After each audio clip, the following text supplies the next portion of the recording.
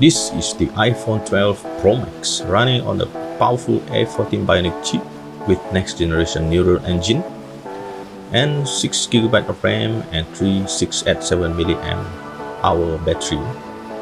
So let's take a look.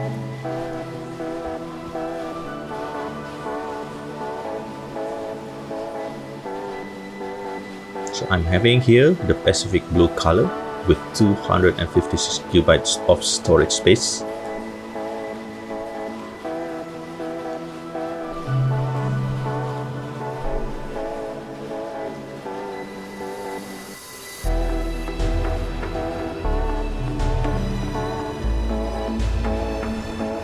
So in the box, you will get USB-C to Lightning cable,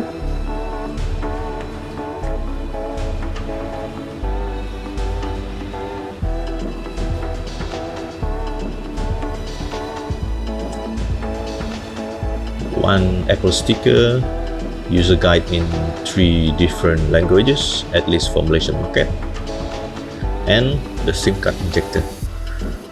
And to those without any USB-C type power brick, unfortunately you need to get one yourself. So this is how it looks in Pacific Blue. So at the back is matte finish and a small, more striking and shining look at the side. At the back it rocks the 3 camera modules.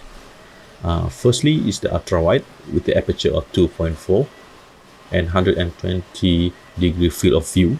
Okay, the wide lens with 1.6 aperture, the biggest sensor so far in iPhone, with a sensor shift.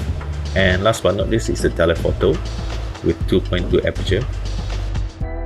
This is the specification of the display, which is very bright, color accurate, and produce very beautiful images, and able to play HDR video to showcase the nice beautiful dynamic range that most modern videos able to produce nowadays.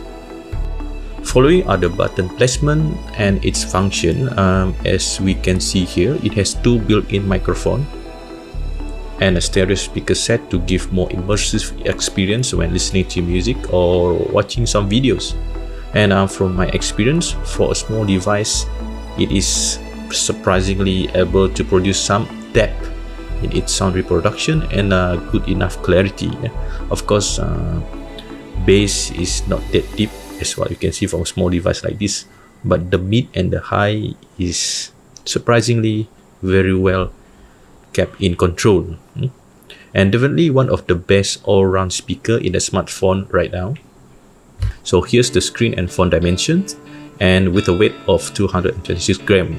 So in the real life usage, it is not too heavy in my opinion, but enough weight to give that premium feel to it.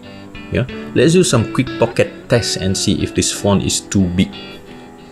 And here you can see there's no problem putting it inside my front pocket and also my back pocket. Let's take a quick look at my quick camera setup for videos. So for normal recording, I've chosen 4K in 24 frames per second since it will produce that nice natural motion blur and smooth videos. And for slow-mo, so I'm selecting the 120 frames per second, which is enough in my opinion for most use cases. 240 frames per second in my opinion is too slow. So to enable it, so you just have to go to settings, camera, and then format. So in the set configuration page, make sure the Pro RAW toggle is green, and then only by then when you go to the camera module you will see an icon called RAW. Okay, here we are with the Spigen Core Armor Case, and here now I'm going to put it in my phone and let's see how it looks like.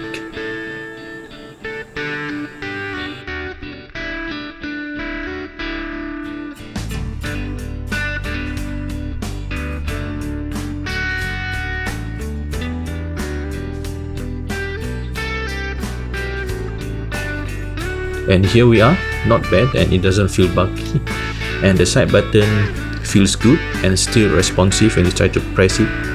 not like your typical cheap case. Sometimes the button can become non-responsive because the case is not really touching the actual physical button in the phone. And here you are, the iPhone 12 Pro Max Pacific Blue in a Spigen Core Armor Case. That's all for now. Hope you guys enjoy my iPhone 12 Pro Max Pacific Blue unboxing and just a quick first look at the Spigen case installation. Yeah, and do click that like and subscribe button for more video in the future. Thanks again and keep safe, guys.